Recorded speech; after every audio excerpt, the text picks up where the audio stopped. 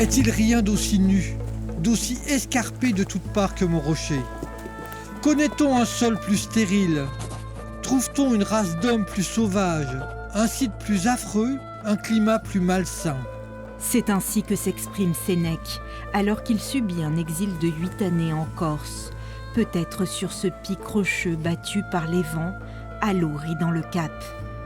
À regretter la fastueuse Rome, où il était conseiller à la cour impériale.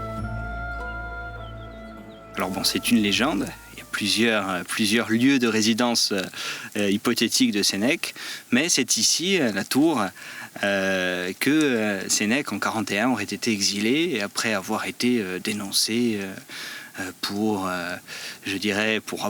s'être adonné à certains plaisirs interdits. C'est la jalouse Messaline, l'épouse de Claude, qui a dénoncé sa relation avec l'une des sœurs de l'empereur Caligula. C'est au cours de sa relégation dans l'île que Sénèque écrit son traité de Consolatione, adressé au grand auteur Polybe et à sa mère Elvia. Mais la chair est faible et la légende prête aux stoïciens une nouvelle mésaventure. C'est un petit peu la contradiction du philosophe stoïcien qui prône parfois la pauvreté, l'abandon du corps, l'abandon des biens de ce monde, des biens extérieurs, puisqu'il rejette les choses extérieures au profit de l'intériorité. Puis à côté, c'est quelqu'un qui était très riche, qui aimait les femmes. D'ailleurs, en Corse aussi, et dans cette tour, à côté de cette tour, il aurait également détourné de sa vertu une jeune bergère, et ce qui lui aurait valu d'être roulé dans des orties. Des orties auxquelles il laissera même son nom dans l'île. Sénèque est finalement rappelé à Rome en 49, alors qu'il se voit confier l'éducation de Néron. Mais les relations avec le jeune empereur se dégraderont vite et Néron le contraindra finalement au suicide, comme l'illustre ce tableau de David. Sénèque, qui était tombé bien bas, exilé en Corse, est revenu donc à la cour, a été rappelé à la cour. Il a eu un rôle très important de précepteur du jeune empereur Néron. Il a eu un rôle politique aussi important donc auprès de Néron.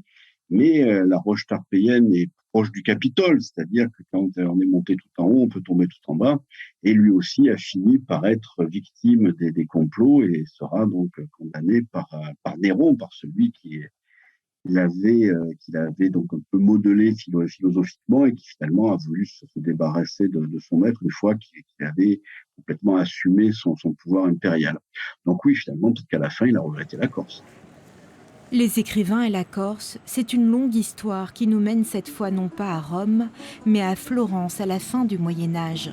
Les chefs-d'œuvre du Cinquecento, comme ici le Dôme de Brunelleschi, n'ont pas encore vu le jour, mais un homme génial annonce déjà la Renaissance, c'est Dante, l'auteur de la Divine Comédie.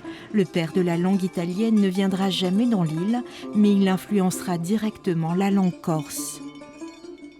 La langue de Dante a une proximité avec le corse parce que finalement, la langue corse est restée dans un état qui est très proche de l'état de la langue de Dante. Ce qui peut expliquer effectivement le fait que lire Dante pour un corse est quand même quelque chose de plus simple dans la mesure où c'est une langue qui est assez proche du corse tel que on le parle encore aujourd'hui en Corse. Dans une culture insulaire, orale et poétique, longtemps les bergers ont récité des passages entiers de la Divine Comédie. Ils connaissaient la comédie par cœur, ils la récitaient, ils la chantaient et ils en faisaient des imitations. Pas seulement les bergers. Les bergers, on en est sûr.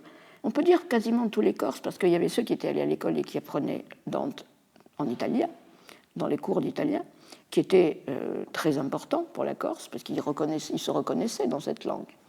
Mais aussi pour ceux qui n'étaient pas allés à l'école et qui avaient été éduqués d'abord par tradition orale, par la mémoire qui leur était transmise dans les familles, et probablement aussi par les couvents. Par les couvents franciscains, il y en avait dans toute la Corse. Mais Dante n'écrira rien sur la Corse. En revanche, d'autres auteurs qui n'y sont également jamais venus s'y intéresseront fortement, comme Jean-Jacques Rousseau et Nietzsche. C'est une nouvelle histoire que nous vous raconterons demain.